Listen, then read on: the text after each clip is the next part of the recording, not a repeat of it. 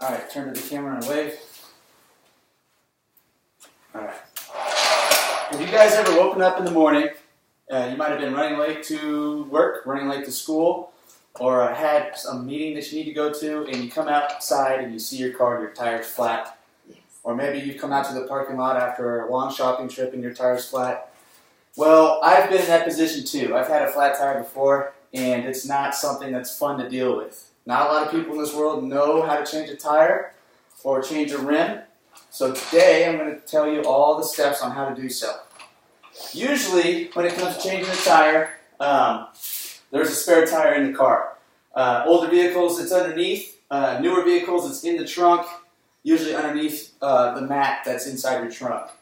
Also, usually there are tools inside your car that you need to use to take off a wheel, get everything put back on, and be on the road again. Today I'm leaving those tools inside the trunk just for time purposes, and I'm going to show you how to do this task with a tire iron. You can find these everywhere in all the stores, and just a normal conventional jack. To begin, we're going to assume that this tire is flat.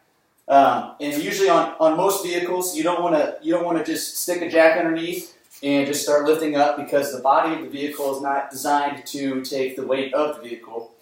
Usually, if you get down and you look underneath of there, there's a lifting point. It's either in a different color, or you can find where the lifting point is in your instruction or operator's manual for your vehicle. There's a bumper underneath this specific vehicle. So I'm going to get my jack under there. I'm going to find it. Usually the bumpers or those lifting points are going to be directly connected to the frame, because the frame is what you lift the car up with. If you're using a jack like this, all you got to do is make sure that the handle's twisted all the way to the right and you start jacking up. If you're using a jack that's provided with your vehicle, usually your tire iron and your jack work together, and you'll be spinning the tire iron to lift up the car. All you want to do is lift it up a couple inches off the ground. And then we're ready to get going on the wheel.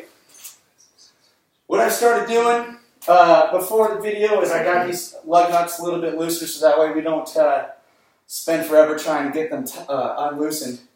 But when you take off a wheel, you want to take the lug nuts off in a specific pattern. The reason why you want to do this is because there are many wheels made out of different types of materials, and you risk altering your rim or bending it if you take them off in a circle pattern. So most wheels are 5 lug nuts, and if they're 6, just make sure you don't take off 2 consecutive lug nuts in a row. So we're going to use a star pattern on this rim. What we want to do is we want to start at the top, get that one all undone, spin it on off.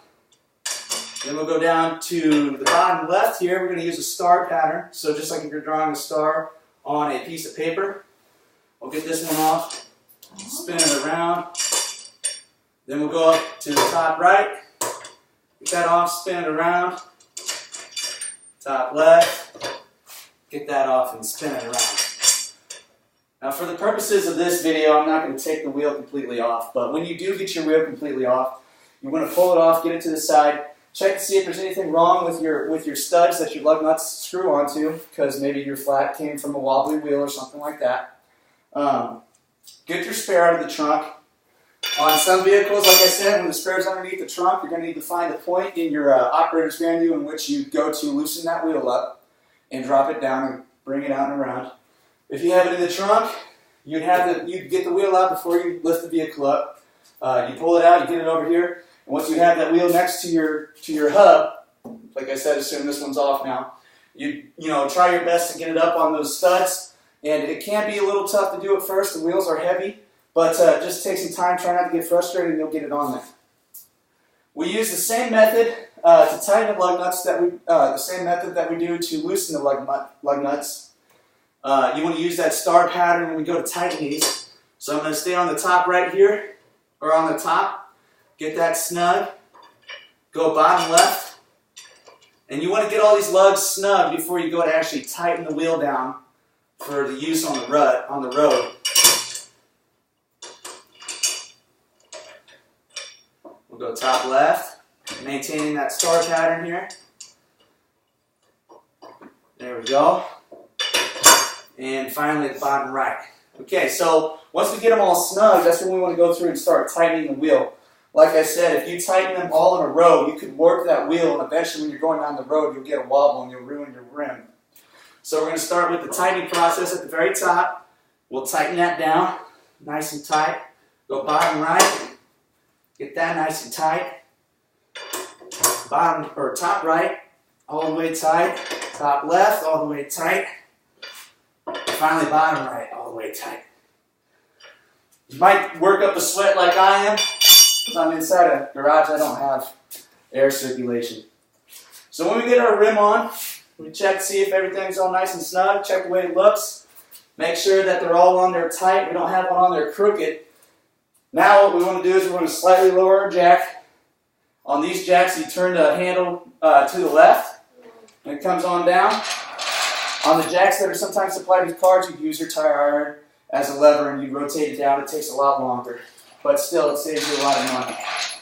So we've gone over how to change our wheel. You know, on those mornings where we come out, we have a flat tire, or we came out of the superstore, we got a flat tire.